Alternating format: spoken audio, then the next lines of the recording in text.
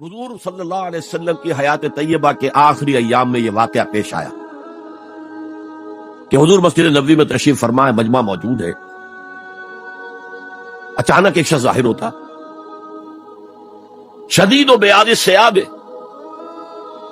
شدید و سواد الشعر، اس کا لباس انتہائی سفید صاف، کوئی اس پر دھبا نہیں، داغ نہیں، میل نہیں، بال انتہائی سیاہ چمکدار، گرد آلود نہیں، ولا یعرفہ احد منا، اور ہم میں سے اسے کوئی پہچانتا بھی نہیں تھا، کسی بھی ریت سے خاک سے بالکل آلودہ ہوئے بغیر بال ہے تو شاید یہ مدینے کا رہنے والا ہو، تو مدینے والوں میں سے کوئی تو ہوتا کہ جو اس کو جانتا پہچانتا، کوئی نہ کوئی تو گریٹ کرتا اس کو، آؤ ادھر آ جاؤ، میرے پاس آ جاؤ، کوئی نہیں۔ اور اگر براہ راست باہر سفر سے آ رہا ہے تو کچھ گرد آلود بال ہوتے، کچھ کپڑے میلے کچیلے ہوتے، تو لوگ حیران تھے۔ اور مزید یہ کہ اس نے سیدھا تیر کی طرح مجمع کو چیرتا ہوا حضور کے عین سامنے جا کر بیٹھ گیا۔ اب لوگ حیران ہیں، یہ ہے کون؟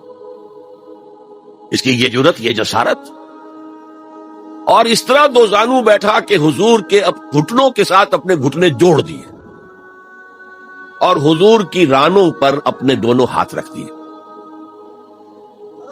اب سوال کیا، یا محمد اخبرنی عن الاسلام، اے محمد مجھے بتاؤ اسلام کیا ہے؟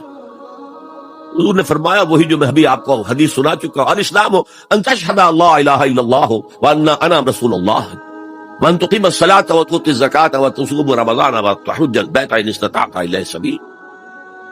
پھر کہا اخبرنی عن الایمان۔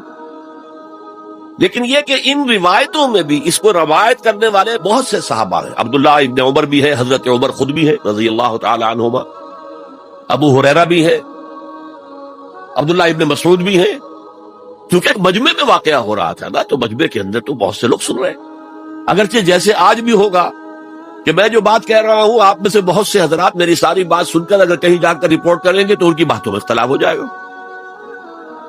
لہذا اس حدیث کی روایت میں اختلاف ہے۔ بعض روایتوں میں یہ ہے کہ پہلے پوچھا اخبرنی عن الایمان، پھر پوچھا اخبرنی عن الاسلام، اور یہ جو حضرت عمر کی روایت ہے اس میں ہے سب سے پہلے آپ نے پوچھا اخبرنی عن الاسلام، پھر دوسرا سوال آیا اخبرنی عن الایمان۔ اچھا، اس کے بعد ایک دو سوال اور بھی کیے، میں تفصیل میں نہیں جا سکتا۔ پھر وہ شخص چلا گیا، حضور نے کہا ذرا اس کو بلانا واپس، تو دیکھا تو کہیں بھی نہیں، زمین کھا گئی، آسمان اتر کر لے گیا، اللہ جانے۔ تب حضور نے فرمایا اوہ یہ جبرائیل تھے جو تمہیں تمہارا دین سکھانے آئے تھے، یعلمکم دینکم اذ لم تسألوہ، جبکہ تم نے اس کے بارے میں سوال نہیں کیا۔ اور یہ پہلی بار ہے کہ میں جبرائیل کو پہچان نہیں سکا، انسانی شکل میں وہ آئے اور میں پہچان نہیں پایا، ورنہ اکثر حضرت دہیہ کلبی کی شکل میں آتے تھے انسانی صورت میں، جب بھی حضرت جبرائیل آتے تھے۔ حضرت دہیہ کلبی جو ہے وہ بہت ہی حسین جوان رانا، ان کی شکل میں آتے تھے۔ بہرحال یہ اتنا اہم مسئلہ ہے کہ اس کو کلیئر کرنے کے لیے کہ دودھ کا دودھ پانی کا پانی علیحدہ ہو جائے، ایمان کیا ہے، اسلام کیا ہے۔ دنیا کا نظام اسلام پر ہے، ایمان پر نہیں ہے۔ آخرت کا معاملہ ایمان پر ہے، اسلام پر نہیں ہے۔ کوئی شخص مسلمانوں کا بہت بڑا قائد ہو، بہت بڑا لیڈر ہو، لیکن ہو سکتا ہے آخرت میں زیرو ہو۔ میں حدیث سنا چکا ہوں آپ کو، ایک شخص دنیا میں شہید سمجھا جا رہا تھا، ایک شخص دنیا میں بہت بڑا عالم سمجھا جا رہا تھا، ایک شخص دنیا میں بہت بڑا سخی سمجھا جا رہا تھا، اور اللہ نے سب کے دعوے جو ہیں ان کی نفی کر دی۔